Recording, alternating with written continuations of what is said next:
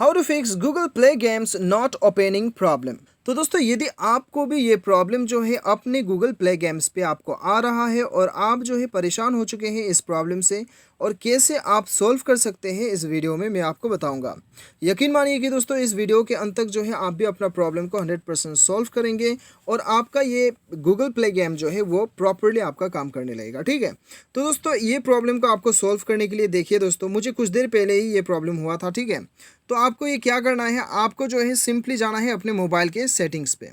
अभी आपको अपने मोबाइल के सेटिंग्स पे जाना है। सेटिंग्स पे जाने के बाद में आपको जाना है एप्लीकेशन मैनेजर पे या फिर ऐप मैनेजमेंट या फिर इंस्टॉल्ड एप्लीकेशन। ठीक है, हर मोबाइल में अलग अलग नाम से शो होता है।